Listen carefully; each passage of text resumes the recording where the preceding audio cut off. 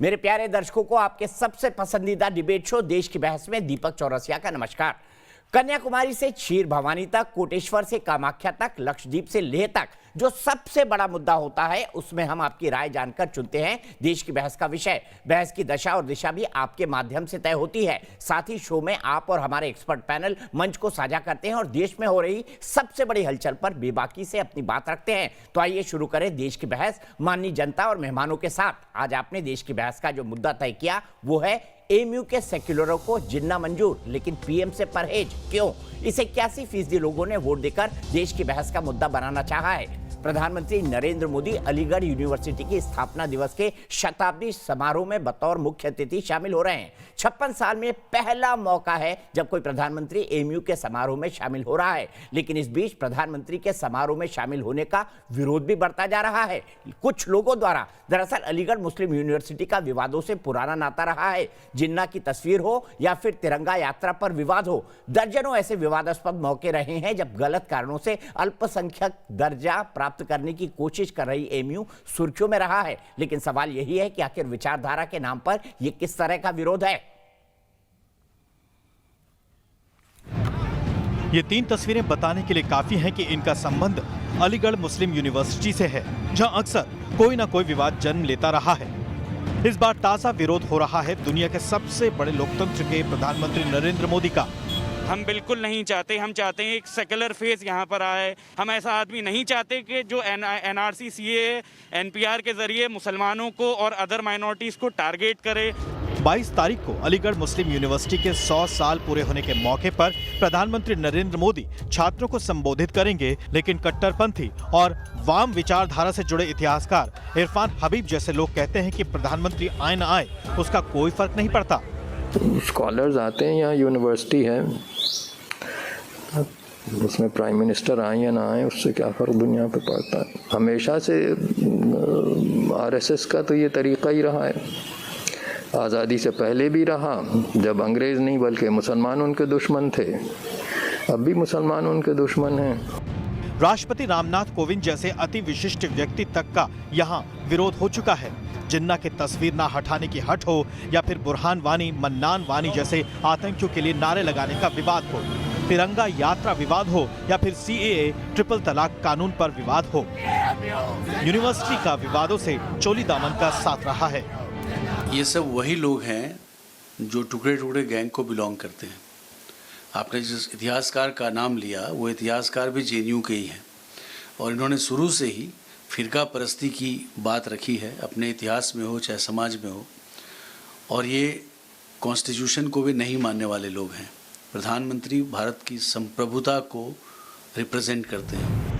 देश की बहस में चर्चा है कि दुनिया के सबसे बड़े लोकतंत्र के प्रधानमंत्री 100 साल पुरानी यूनिवर्सिटी में शताब्दी समारोह में शिरकत करते हैं तो क्या ये यूनिवर्सिटी के लिए सम्मान की बात नहीं।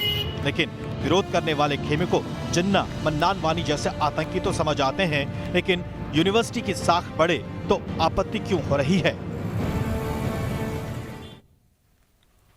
और इसीलिए बिल्कुल ये हमारा ये मानना है और देश की बहस का ये मानना है कि प्रधानमंत्री का किसी भी विश्वविद्यालय या किसी भी संस्था के अंदर जाना उस संस्था और विश्वविद्यालय के लिए सम्मान की बात है। इसीलिए देश की बहस में हमारा आज का सवाल है, सवाल मैं आपको बता देता हूं हमारा सवाल क्या है आज का। हमारा सवाल है एएमयू के कुछ छात्रों द्वारा पीएम के कार्यक्रम का विरोध क्या उचित है। आप देश की बहस में हाँ या ना में अपनी राय दीजिए। हम शो के अंत में आपकी राय भी दिखाएंगे। वोटिंग के विकल्प आप जानते हैं, आप हमारी वेबसाइट पर जा सकते हैं, आप हमारे मोबाइल ऐप को डाउनलोड करके देश की बहस कभी भी देख सकते हैं। हमारा ट्विटर हैंडल @NewsNationTV है। हमारे फेसबुक पेज पर भी जाकर आप वोटिंग कर सकते हैं। अगर कार्यक्रम के बारे में आपकी कोई राय है, सुझाव है या अगर आप शो के अंदर शामिल होना चाहते हैं तो एक छोटा सा वीडियो बनाकर 9711002266 पर हमको व्हाट्सएप कर दें। अपने बहुत बड़े पैनल को इंट्रोड्यूस करता हूं। सबसे पहले मैं इंट्रोड्यूस करूंगा सुबी खान को। सोशल एक्टिविस्ट है, एडवोकेट है, जानी मानी सुप्रीम कोर्ट की। मेरे साथ प्रोफेसर कपिल कुमार है, पॉलिटिकल एनालिस्ट है, प्रोफेसर है और साथ ही साथ इतिहासकार भी है और देश के जाने माने इतिहासकारों में से एक है। मसूद हसन साहब है, फॉर्मर वाइस प्रेसिडेंट है स्टूडेंट यूनियन के अलीगढ़ मुस्लिम यूनिवर्सिटी के। मेरे साथ प्रेम शुक्ला जी जुड़ गए हैं, भारतीय जनता पार्टी के राष्ट्रीय प्रवक्ता हैं। मेरे साथ मोहम्मद फाहद साहब हैं जो फॉर्मर सेक्रेटरी है स्टूडेंट यूनियन एएमयू के। डॉक्टर सतीश प्रकाश है, प्रोफेसर है, चौधरी चरण सिंह यूनिवर्सिटी के, दलित चिंतक है, विचारक है और पॉलिटिकल एनालिस्ट है। सबसे पहले मसूद साहब आपसे शुरुआत करना चाहूंगा। प्रधानमंत्री का आना तो फक्र का विषय होना चाहिए, विरोध क्यों? आप इस विरोध को जायज मानेंगे ना जायज? दीपक जी, मैं ये बात कहना चाहूंगा कि अलीगढ़ मुस्लिम यूनिवर्सिटी में मोहनदास करमचंद गांधी जैसे लोग आ चुके हैं, पंडित जवाहरलाल नेहरू आ चुके हैं, लाल बहादुर शास्त्री आ चुके हैं, डॉक्टर राजेंद्र प्रसाद आ चुके हैं, ज्ञानी जैल सिंह आ चुके हैं, वीवी गिरी आ चुके हैं, सर्वपल्ली राधाकृष्णन आ चुके हैं। तो ऐसी जगह पर आने वाले के लिए फख्र की बात होती है, जगह के लिए फख्र की बात नहीं होती। लिहाजा पीएम के लिए हो सकता है कि नरेंद्र मोदी जी के लिए यह बात फख्र की बात हो कि वो अलीगढ़ मुस्लिम यूनिवर्सिटी जैसी प्रेस्टिजियस यूनिवर्सिटी में जा रहे हैं। अलीगढ़ मुस्लिम यूनिवर्सिटी के लिए, माफ कीजिएगा, कोई फख्र की बात नहीं है। मतलब ये आपका गुरूर कह रहा है या आपकी विचारधारा कह रही है? बता दीजिए मुझे। ये अलीगढ़ मुस्लिम यूनिवर्सिटी का इतिहास कह रहा है। अच्छा, ये वही इतिहास है जो जिन्ना को पूछता है, सच है क्या? आज भी आप स्टूडेंट यूनियन में जिन्ना की तस्वीर लगा के रखते हैं और प्रधानमंत्री के लिए ऐसे शक्त शब्दों का इस्तेमाल कर रहे हैं। आप जिन्ना को पूछते हैं और मोदी का विरोध करते हैं। क्या यही आपकी राजनीति है और क्या यही आपकी विचारधारा है? जिन्ना का भी विरोध करते हैं हम तो हटा दीजिए उनकी तस्वीर। क्यों लगी है एमयू छात्र संघ के भवन में उनकी तस्वीर? हटा दीजिए उनकी तस्वीर। क्यों चिपका के रखना चाहते हैं छात्र संघ के भवन के अंदर? हटाइए। आज बोले मसूद, आज बोले मसूद भाई यहाँ ऐलान करें कि जिन्ना की तस्वीर हटनी चाहिए। ऐलान करिए आप, नेशनल टेलीविजन पर मसूद जी ऐलान करिए कि जिन्ना की तस्वीर हटनी चाहिए। अरे सुन लीजिए, मेरी बात भी सुन लीजिए। साबरमती आश्रम में जाकर के जिन्ना की तस्वीर में आग लगवाइए। बम्बई के अंदर जिन्ना का बंगला मौजूद है, उसको ढहावाइए। पार्लियामेंट के अंदर जिन्ना की तस्वीर मौजूद है, उसमें आग लगवाइए। पर आप नहीं हटाएंगे। गुंटूर के अंदर हैदराबाद में, पर आप नहीं हटाएंगे। पर आप नहीं हटाएंगे। गुंटूर के अंदर हैदराबाद में जिन्ना टावर के नाम से चौराहा मौजूद है, उस पर बुलडोजर चलवाइए। पर आप नहीं हटाएंगे। जहां जहां आप जिन्ना को गले लगा के रखेंगे और प्रधानमंत्री का विरोध करेंगे। आप जिन्ना को गले लगाकर रखेंगे और प्रधानमंत्री का विरोध करेंगे। प्रधानमंत्री का हम स्वागत करते, सुनिए, हम प्रधानमंत्री का स्वागत करते अगर वो अलीगढ़ मुस्लिम यूनिवर्सिटी के माइनॉरिटी कैरेक्टर के खिलाफ जो उनकी सर, माइनॉरिटी स्टेटस सरकार ने नहीं, सुप्रीम कोर्ट ने आपका कैंसिल करके रखा हुआ है। मसूद जी, प्रधानमंत्री का फैक्चुअली करेक्ट हो जाइए। सुबी खान से शुरुआत करूंगा, फिर प्रेम शुक्ला जी के पास जाऊंगा। सुबी खान, क्या ये वही विचारधारा है जो जिन्ना को गले से लगा कर रखती है और नरेंद्र मोदी जी जो दुनिया के सबसे बड़े लोकतंत्र के इलेक्टेड, डेमोक्रेटिकली इलेक्टेड प्रधानमंत्री है, उनका विरोध करती है?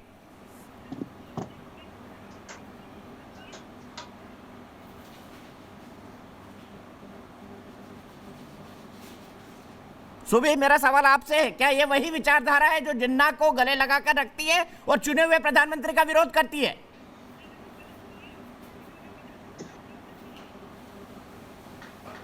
सीधा सवाल प्रोफेसर कपिल कुमार के पास लेकर चलता हूं। भाई टेक्निकल दिक्कत सुबह के साथ ठीक करिए। प्रोफेसर साहब आप बोलिए, क्या कहेंगे मसूद जी की बात पर आप?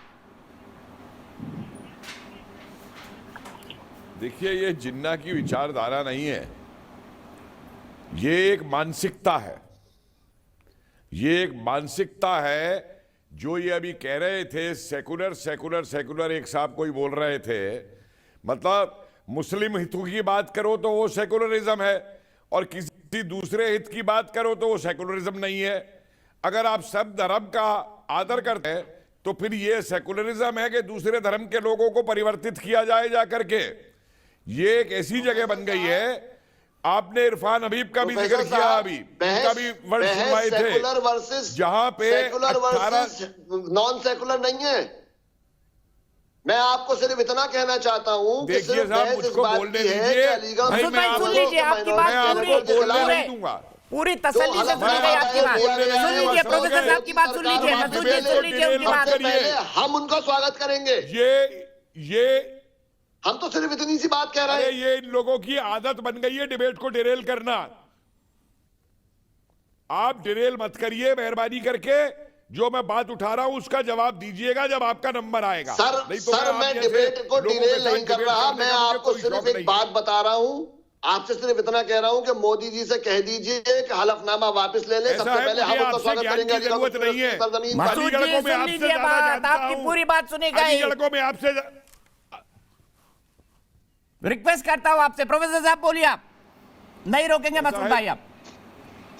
दीपक जी, नहीं, अब अगर इन्होंने बात की है ना सेकुलरिज्म की, तो अब मैं कुछ सवाल उठाता हूं, ये मुझे जवाब दें। सैयद अहमद खान साहब ने दास्ताने गदर लिखी थी, जिन्होंने मोहम्मदन ओरिएंटल कॉलेज बनाया था। कॉलेज बनाते हुए इन्हीं के वो सैयद साहब की किताब है, उसमें लिखा है this college is not meant for इक्केवालास। और आज तक ये जो सेकुलरिज्म और माइनॉरिटी की बात कर रहे हैं, अलीगढ़ विश्वविद्यालय केंद्रीय विश्वविद्यालय होते हुए ये बड़ी दलित की भी बात करते हैं, दलित मुस्लिम अलायंस की। आज तक अलीगढ़ के अंदर ना अपॉइंटमेंट्स में और ना एडमिशन में दलितों को इन्होंने रिजर्वेशन दिया है, ना ओबीसी को दिया है, ना इन्होंने ट्राइबल्स को दिया है। ये किस सेकुलरिज्म की बात कर रहे हैं? ये किस संविधान की इज्जत करने की बात कर रहे हैं? जवाब है इनके पास। और वही सैयद अहमद खां जिन्होंने अंग्रेजों से ये कहा था कि मुसलमान और अंग्रेज हमारा एंग्लो मुस्लिम अलायंस होना चाहिए, आप भी शासक हैं, हम भी शासक हैं, हमें हिंदुओं पे शासन करना चाहिए। और वही सैयद अहमद खां जिन्होंने 88 दिसंबर के अंदर मेरठ में स्पीच दी थी कि 2 तलवारें एक बयाने में नहीं रह सकती। इसलिए माफ कीजिए, मुझे इतिहास मत सिखाइए और मुझे ज्ञान मत दीजिए, नहीं मैं आपकी बहुत धुरिया उड़ाऊंगा।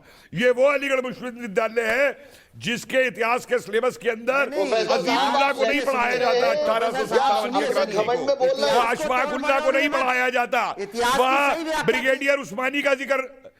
देखिए फिर अब इन पे जवाब नहीं है तो फिर ये मसूद भाई आऊंगा, प्रोफेसर साहब कंक्लूड करिए, प्रोफेसर साहब कंक्लूड करिए, मैं अगले पॉइंट की तरफ जाऊंगा। और उससे पहले मैं चलता हूं मोहम्मद फहद के पास। प्रोफेसर आप कंक्लूड करिए, फिर मोहम्मद फहद का टर्न आएगा।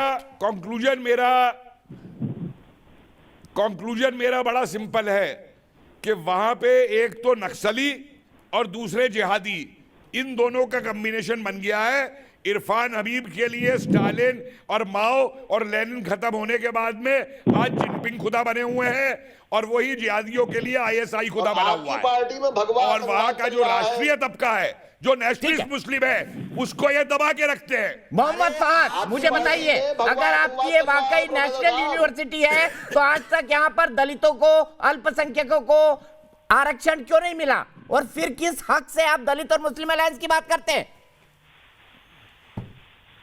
और प्रधानमंत्री का विरोध क्यों, बताइए। देखिए, सबसे पहले मैं बता दूं कि जो इस मुल्क के अंदर जो प्राइम मिनिस्टर के पास में अधिकार हैं, उसी तरह से यहाँ के एक आम आदमी के पास भी अधिकार हैं। तो जो अधिकार कर्तव्य भी है कुछ, मिनिस्टर को, मोहम्मद साहब कुछ कर्तव्य भी है। रिजर्वेशन मत दो। जी, वही मैं कहना चाहूंगा कि जो अधिकार प्राइम मिनिस्टर को यहाँ पर आने का है, तो उसी तरह से हमें भी अधिकार है कि उनके आने का हम विरोध करें। दूसरी चीज मैं आपको शुरुआत करना चाहूंगा इस बात से कि अलीगढ़ मुस्लिम यूनिवर्सिटी में जो last prime minister of India आए थे, उनका नाम है लाल बहादुर शास्त्री, और जिनका नारा था जय जवान जय किसान।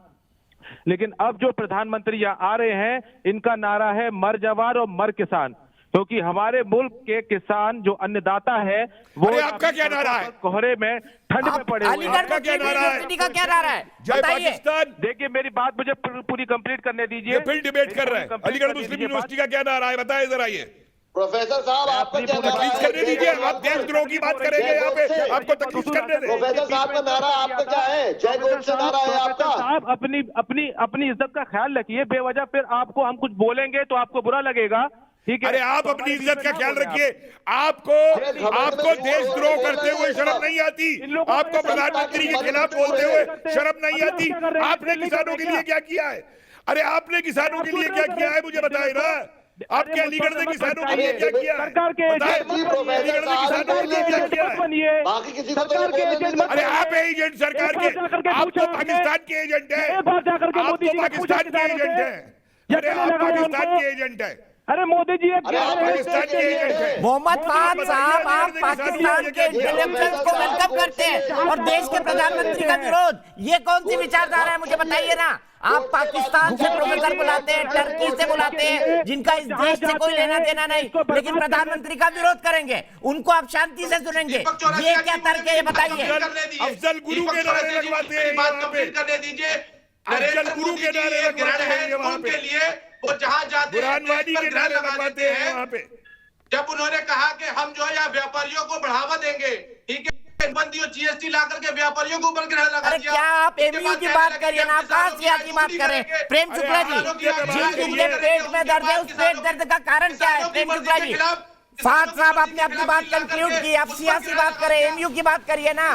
किस बात पर विरोध ये बताइए ना। आप सियासी जुमले लेकर कहाँ बैठ गए? आपसे एमयू का नारा भी पूछा गया, नहीं बता पा रहे। प्रेम शुक्ला जी बताइए। मैं कह रहा हूँ आपसे बिल्कुल नहीं चाहते ऐसे शख्स को, वो शख्स देखिए दीपक जी, अकादमिक विश्वविद्यालय के संदर्भ में चर्चा है, मैं इसको अकादमिक रहने की कोशिश करूंगा। चिल्पों से चर्चा का कोई रस नहीं निकलेगा, न कोई निष्कर्ष निकलेगा। तो मैं आदरणीय पैनलिस्ट महोदय से अपेक्षा करता हूं कि मैं जब बोल रहा हूं तो ना बोले, मैंने सबको बहुत शांति से सुना है। देखिए, अलीगढ़ मुस्लिम विश्वविद्यालय इस कार्यक्रम का आयोजक है। आयोजन समिति ने यह तय किया बहुत विमर्श के बाद कि कौन व्यक्ति योग्यतम होगा शताब्दी समारोह के लिए, और बहुत विमर्श के बाद उसने आदरणीय प्रधानमंत्री जी को निमंत्रण दिया। आदरणीय प्रधानमंत्री जी ने उस निमंत्रण को सहर्ष स्वीकारा है। अब शताब्दी समारोह एक किसी भी विश्वविद्यालय के इतिहास का स्वर्णिम सोपान हुआ करता है। अब उस स्वर्णिम सोपान के अवसर पर उनका योग्यतम यह विश्वविद्यालय ने तय कर लिया। अब उसमें मिस्टर खामखा को विरोध करने का अधिकार हो सकता है। भारत के संविधान में विरोध के लिए विरोध करना, चीखना, चिल्लाना, सिर पीटना, इसका अधिकार लोगों के पास है। तो मुझे लगता है कुछ लोग सिर पीट रहे हैं, उनको सिर पीटने का अधिकार है, कृपा करके और समाज में हिंसा फैलाने का प्रयास न करें। अलीगढ़ मुस्लिम विश्वविद्यालय के जीवन काल का एक सोपान है, वरना तो अलीगढ़ मुस्लिम विश्वविद्यालय के संदर्भ में बहुत सारी बातें की जा सकती हैं, किंतु एक स्वर्णिम सोपान है। हम चाहेंगे स्वर्णिम सोपान के अवसर पर एक बहुत अच्छे विमर्श की संभावनाएं बन रही है, उस विमर्श की संभावनाओं में खलल डालने का दुष्कर्म न किया जाए। ठीक है डॉक्टर शोएब जी भाई, मेरा बड़ा सीधा सवाल है, ये विचारधारा के नाम पर विरोध क्या किसी यूनिवर्सिटी को यह शोभा देता है कि देश के प्रधानमंत्री उनके शताब्दी समारोह की शोभा बढ़ा रहे हैं? आप उनका विरोध करें। क्या मेहमान को बुलाने का यही तरीका है एमयू का? और वो मेहमान जिसको अलीगढ़ मुस्लिम यूनिवर्सिटी की पूरी कोर्ट ने बहुमत से बुलाया हो, और वो प्रधानमंत्री जो दुनिया के सबसे बड़े लोकतंत्र का चुना हुआ प्रधानमंत्री हो। आप तो बड़े संविधान और सेक्युलरिज्म और डेमोक्रेसी की दुहाई देते हैं, ये कौन सा डेमोक्रेसी को अपनाने का तरीका है? डॉक्टर शोएब जमाई, कॉन्फिडेंस में नहीं लिया, किसी से भी बात नहीं हुई है जी। दीपक जी देखिए, को जो ओहदे की पसंद करते हैं लोग, फहद साहब सुन लीजिए, थोड़ा मेरी बारी थी दीपक जी।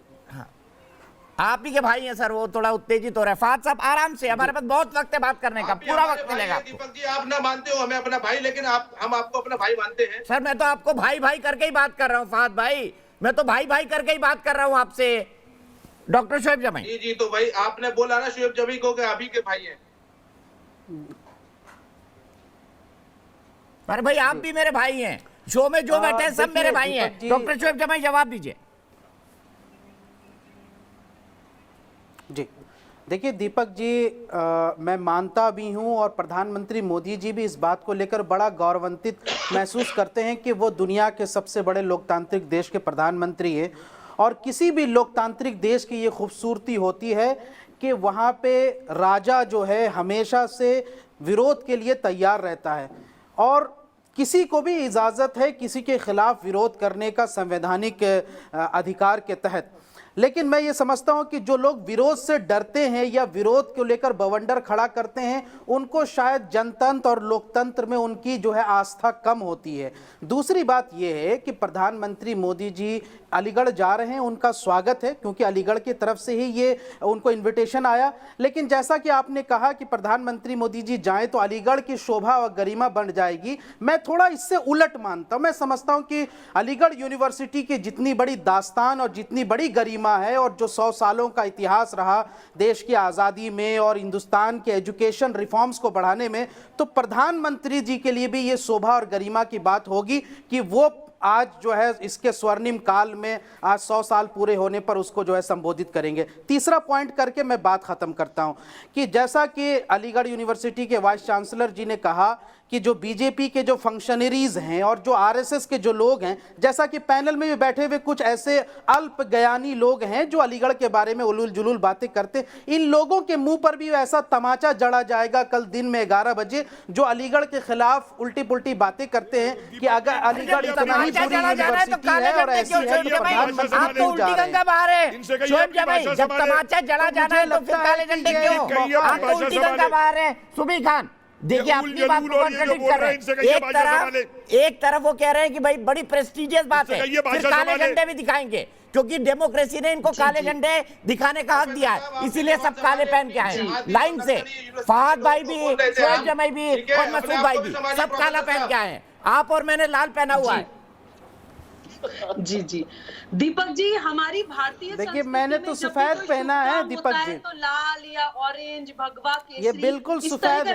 अंदर दिखाइए, अंदर दिल काला है आपका। सुबी खान बोलिए। मैंने लाल रंग बहुत अच्छा पहना है आज जी, क्योंकि ये एक्चुअली शुभ घड़ी है हमारे देश के लिए। देखिए मैं इन लोगों की अभी आपके सामने एक्सपोज करती हूँ दीपक जी। आपने बोला कि दुनिया के सबसे बड़े दीपक जी लोकतंत्र, खून का रंग लाल होता है। शोएब भाई बात सुन लीजिए। आपके और मेरे दोनों का खून का रंग लाल है, जिसको आप बहाते रहते हैं, कभी दिल्ली दंगे के नाम पर, कभी बेंगलोर दंगे के नाम पर। हम दोनों के खून का रंग लाल है, मुझे पता है। जिसको ताहिर हुसैन ने गुलेल मार मार के दिल्ली दंगों में कराया, बहन बोलिए, बहाया जिसको ताहिर हुसैन ने दिल्ली दंगों में, नहीं सुबोई जी गुलेल मार मार के। सुबी बोलिए आप। सुबोई जी बोलिए वरना आप नाराज हो जाएंगे। बोलिए वरना आप नाराज हो जाएंगे। जी दीपक जी देखिए, आपने अभी एक बात बहुत अच्छी बोली कि दुनिया के सबसे बड़े लोकतंत्र के चुने हुए प्रधानमंत्री, हमारे यशस्वी प्रधानमंत्री जो भारत को विश्व गुरु बनने की तरफ बहुत ही स्पीडली, बहुत ही तेजी के साथ लेकर जा रहे हैं और भारत विरोधी मानसिकताओं को ना ही सिर्फ कमजोर कर रहे हैं बल्कि खत्म कर रहे हैं।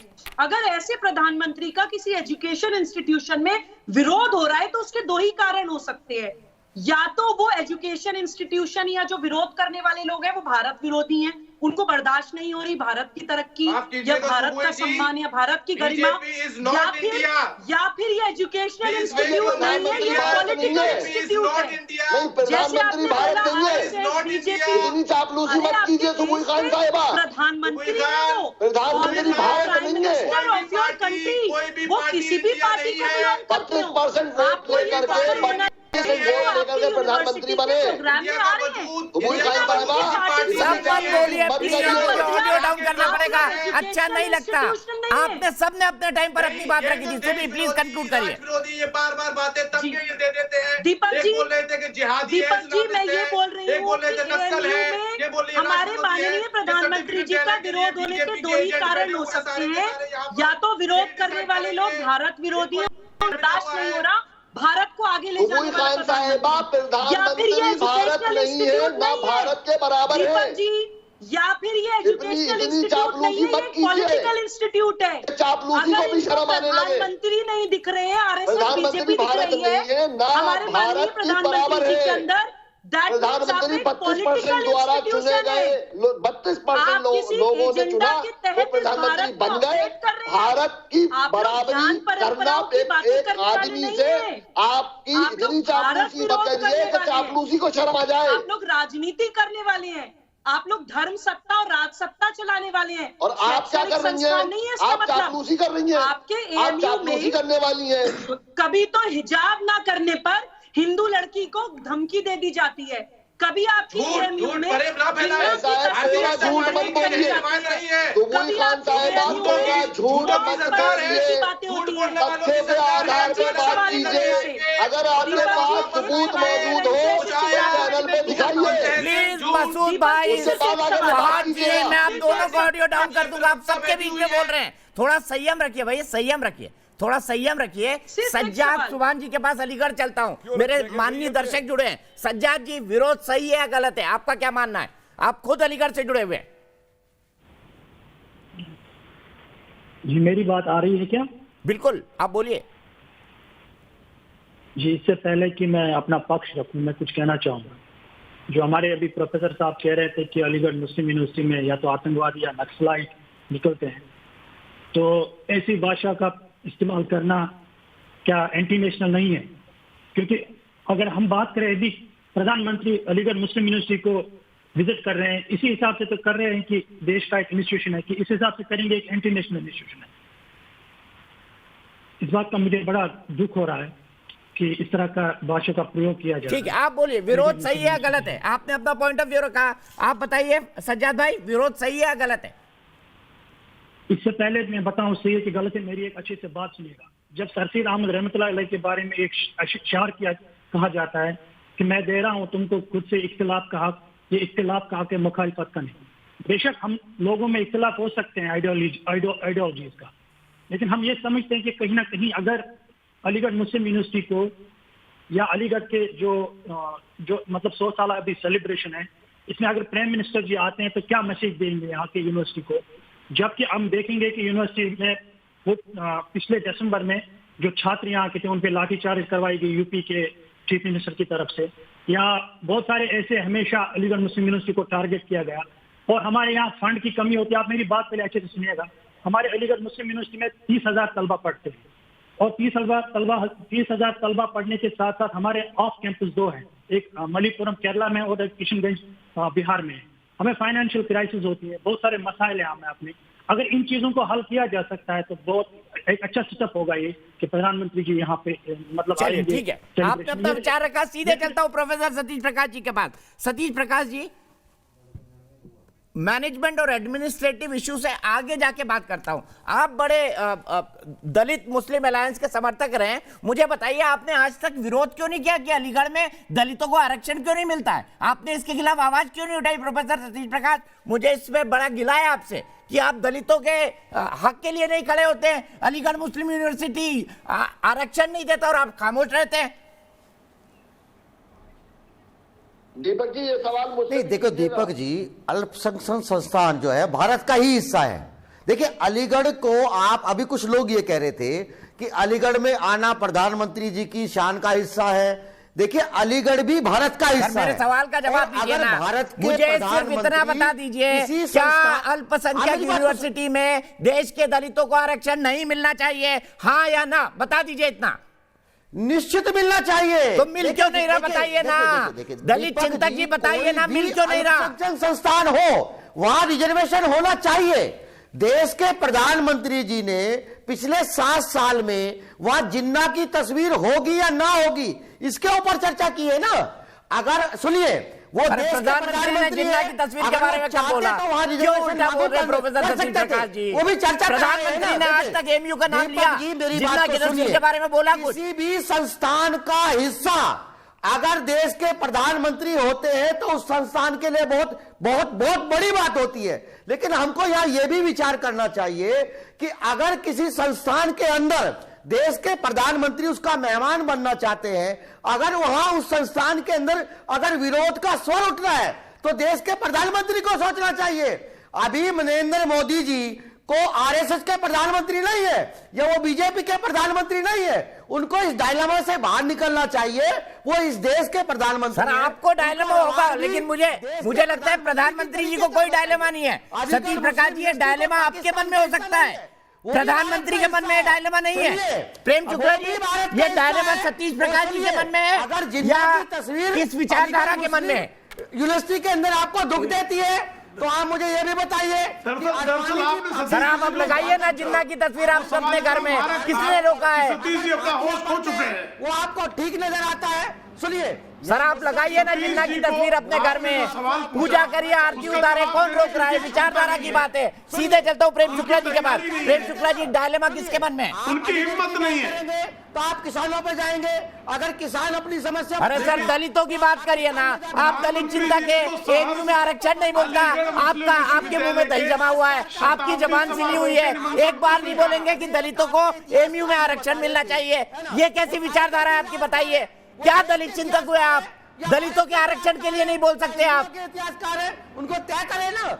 वहाँ उनको जिन्ना की तस्वीर चाहिए या नहीं चाहिए, अगर भारत सरकार चाहे तो अब किसी जिन्ना पे चले गए आप। दलितों की बात करिए ना सर, जिन्ना को क्यों बीच में ला रहे हैं? दलितों को आरक्षण नहीं मिलता, इसकी मुखालफत तो कर दीजिए, इसकी मुखालफत तो कर दीजिए। सुनिए, अलीगढ़ मुस्लिम फिर ये क्या होता है जय भीम जय मीम? ये क्या होता है? अगर इस भारत में ये क्या होता है जय भीम जय मीम? मुझे बताइए ना, अम्बेडकर जी ने क्या लिखा है इसके बारे में आपको भी पता है ना? आप सुनिए, अगर रिजर्वेशन की बात करोगे तो आप मुझे ये बताइए कि इस देश का जो IIT संस्थान है वहां पे आपने कैसे कह दिया कि यहाँ रिजर्वेशन नहीं लगेगा? आप SC/ST के रिजर्वेशन को सिर्फ AMU तक क्यों सीमित करना चाहते हैं? ये देखिए, अगर अब इस देखिए, देश में आज तक अब मचलने लगे आप, अब मचलने लगे प्रोफेसर सतीश प्रकाश जी। ठीक है, आपने अपना तर्क रखा, मैं सीधे प्रेम शुक्ला जी के पास चलता हूँ। प्रेम शुक्ला जी, डायलेमा किसके मन में है? कहीं ना कहीं एक दलित और मुस्लिम को बीच में ला करके मुद्दों को बलमित करना चाहते हैं। सतीश प्रकाश के मन में गहरा डायलेमा दिख रहा है। आप अलीगढ़ सतीश प्रकाश जी की हिम्मत नहीं पड़ रही है कि आपने जिस बिंदु को छुआ है उस बिंदु पर अपना मुंह खोले, उनकी हिम्मत नहीं पड़ रही है।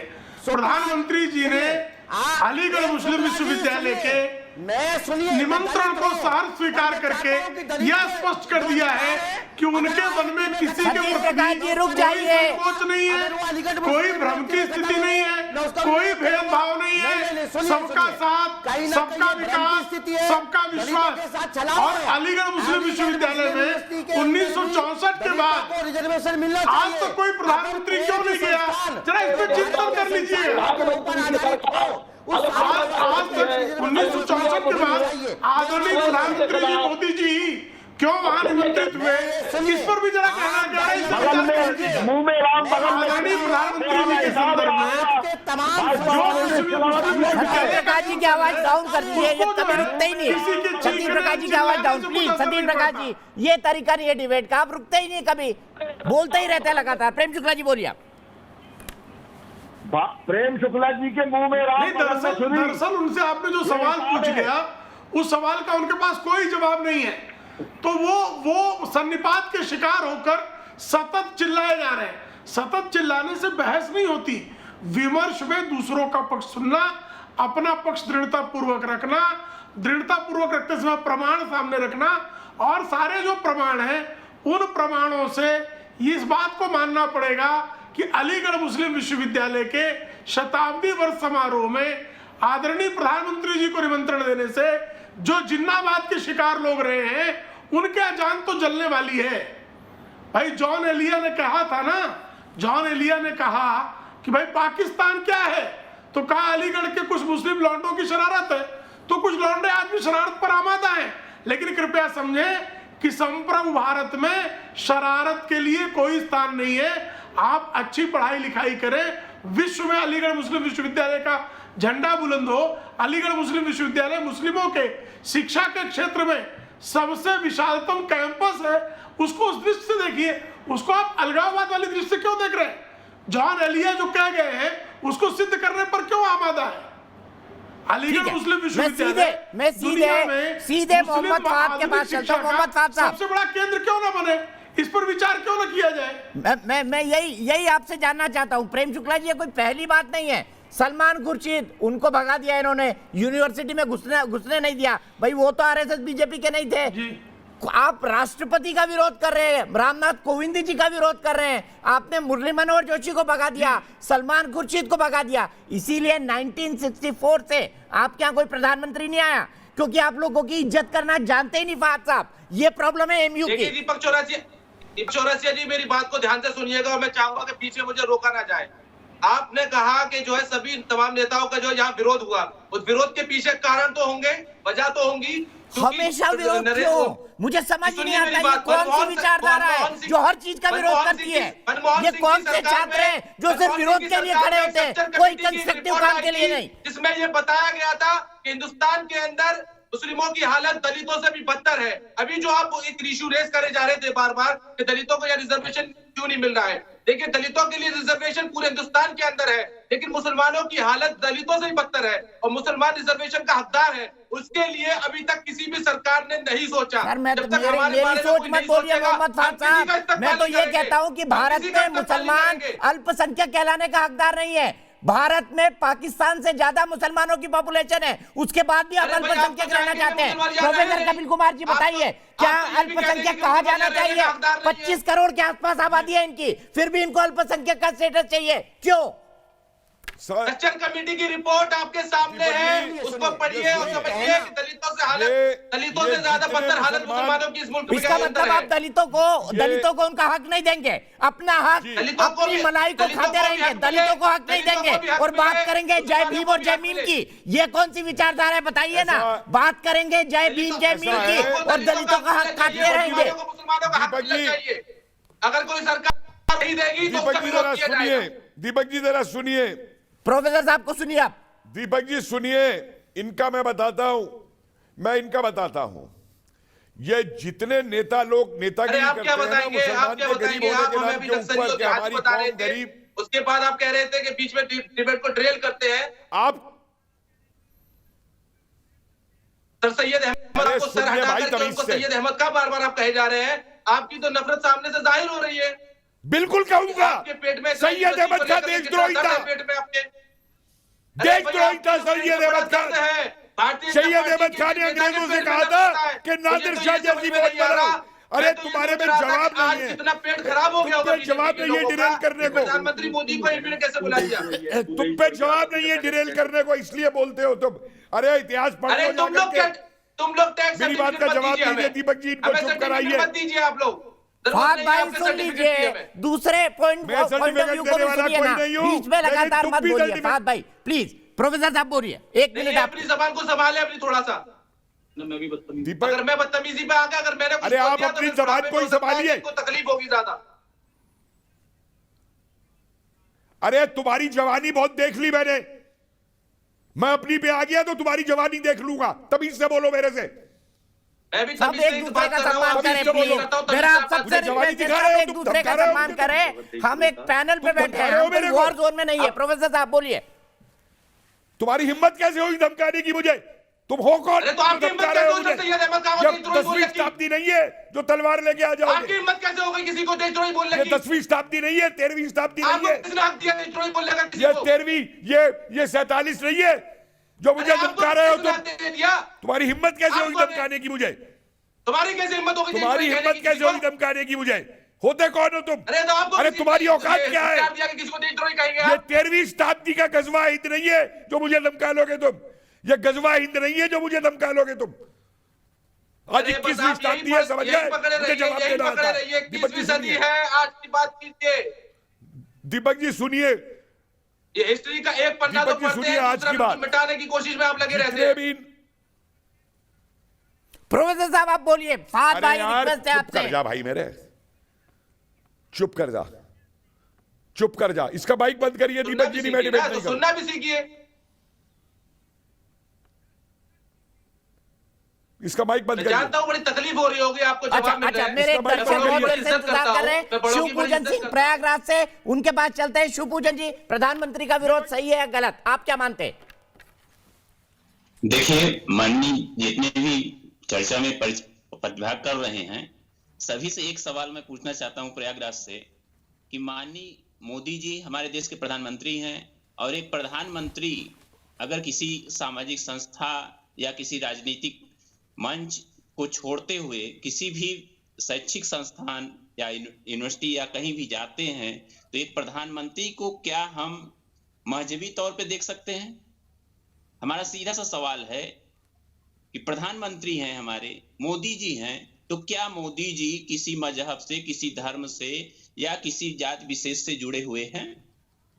ठीक है, उचित सवाल है आपका। शायद आलमी, सिर्फ मजहब के आधार पर विरोध हो रहा है एमयू में, क्या आप ये मानती हैं जो बात हमारे दर्शक शिवपूजन जी बोल रहे हैं?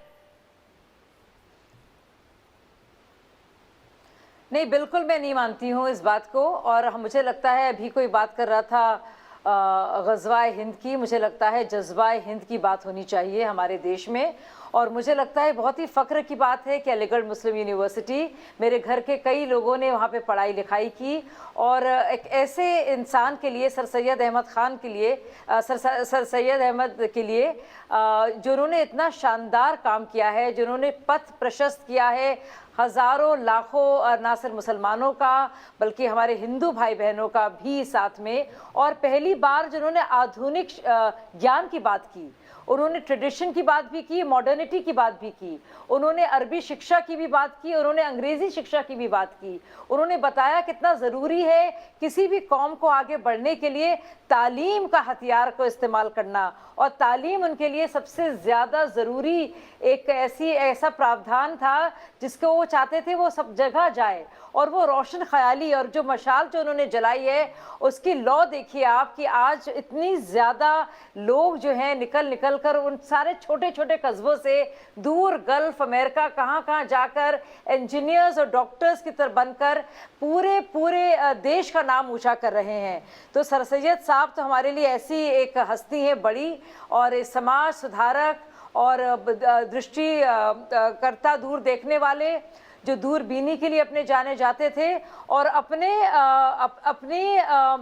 खुददारी के लिए बहुत ही बड़े परिवार के थे, लेकिन बहुत ही सादगी से जीते थे, और शिक्षा का प्रसार सिर्फ और सिर्फ तालीम, और तालीम जिस तरह से आपको आगे ले जा सकती है, कोई और नहीं ले जा सकती कोई चीज़, उसकी बात करते थे, और कहते थे कि सबको इस्लाम का चेहरा ना दिखाओ, लेकिन वो चेहरा बनो जो इस्लाम का है, जिसका मतलब है कि आप जो है सहनशील हों, आप जो है। लेकिन शाजिया आपकी बातें बिल्कुल सही है, लेकिन मैं आपसे एक काउंटर सवाल ये भी करना चाहता हूं, फिर क्यों एएमयू को आज इस्लाम के चेहरे के तौर पर उसके ही छात्र प्रमोट करने में लगे हैं? ये गलती कहां से आ गई? जो बेसिक थॉट था उसी के खिलाफ।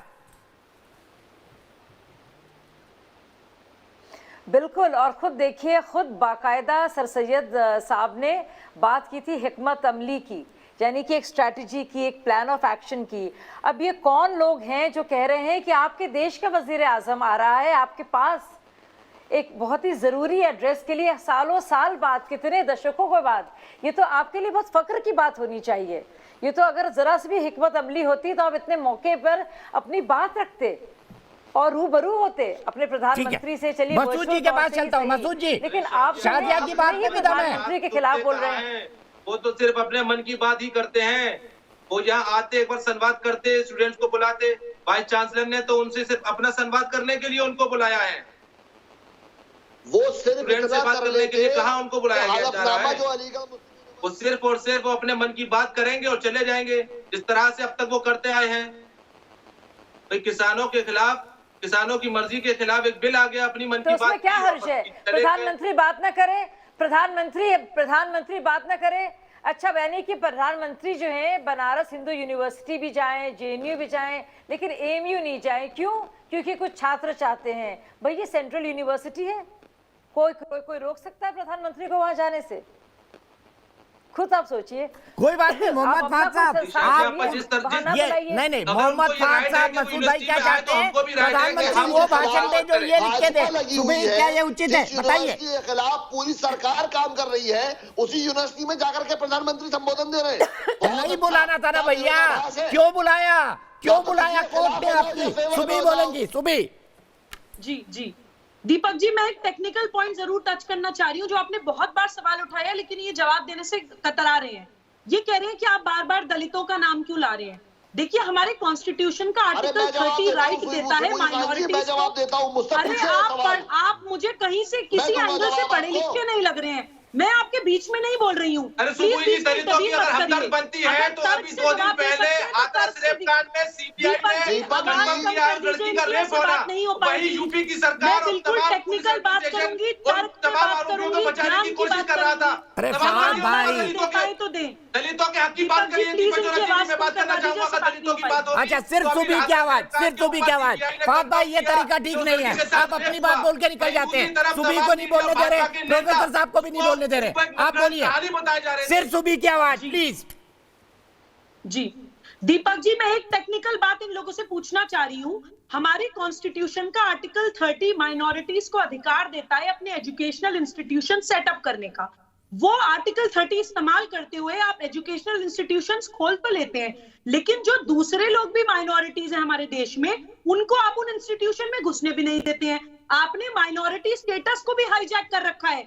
बौद्ध हैं, सिख हैं, पारसी हैं, ईसाई हैं, उन लोग, वो लोग भी तो माइनॉरिटीज हैं। ये आपने जैसे बोला कि एससीज को, एसटीज को, ओबीसी को, किसी को भी आप रिजर्वेशन नहीं दे रहे हैं, एडमिशंस नहीं दे रहे हैं, तो आपने एक हाईजैक करके डिक्टेटरशिप की तरह एक जगह को आपने इंक्रोच करके रखा हुआ है, और आप हमारे देश के प्रधानमंत्री को भी वहां से रोक रहे हैं। दैट मींस वो एक सेपरेटिस्ट एक आपने एक अपना सेटअप बना रखा है जहां पे आप दूसरे लोगों को एंटर नहीं देना चाहते हैं। ठीक है, मसूद जी जवाब दे रहे हैं। मसूद भाई बोलिए, क्या कहेंगे, क्यों नहीं दे रहे आप दलितों को आरक्षण, बताइए। पर अपने समुदाय के लोगों को आरक्षण दे सकता है। 29 भी पढ़ जाइए, आर्टिकल 30 पढ़ के मत बैठिए। अरे सर, सब कोर्ट ने उसको डिस्कस कर दिया आपके आर्गुमेंट को, इलाहाबाद हाई कोर्ट ने भी किया, सुप्रीम कोर्ट ने भी किया। मसूद जी जो गलत आर्गुमेंट कर रहे हैं। 1972 तक अलीगढ़ मुस्लिम यूनिवर्सिटी अल्पसंख्यक संस्थान थी। इंदिरा गांधी ने अलीगढ़ मुस्लिम यूनिवर्सिटी का अल्पसंख्यक दर्जा खत्म किया और उसके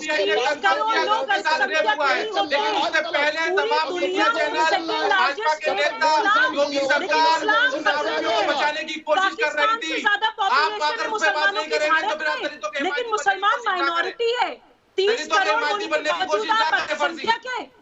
ये माइनॉरिटी ये एक एजेंडा के लिए इस्तेमाल करते हैं आप। कोई माइनॉरिटी नहीं है, आपको माइनॉरिटी के नाम पे कोई अधिकार नहीं मिलना चाहिए देश के अंदर। You do not qualify to be called a minority anymore. अच्छा, एक मिनट, मैं यही सवाल प्रोफेसर सतीश प्रकाश से पूछता हूँ। प्रोफेसर सतीश प्रकाश जी, क्या 30 करोड़ आबादी को माइनॉरिटी स्टेटस मिलना चाहिए लीगली, टेक्निकली? जवाब दीजिए सुबुई खान। देखो, दलितों के अगर आप इतनी हिमायती हैं तो उस हाथरस की बच्ची नहीं, सुनिए, हम इसको रिजर्वेशन के नजरिए से देखें, इस देश का दुर्भाग्य है कि रिजर्वेशन को लेकर के इस देश का चाहे हिंदू है चाहे मुसलमान है, उनका रिजर्वेशन को लेकर के नजरिया कोई बेहतर नहीं है। अगर हम हिंदू संस्थानों की बात करते हैं तो वहां भी रिजर्वेशन को लेकर के कहीं ना कहीं भ्रांति है। अरे सर, मिलता तो है ना, यहाँ तो मिलता भी नहीं है।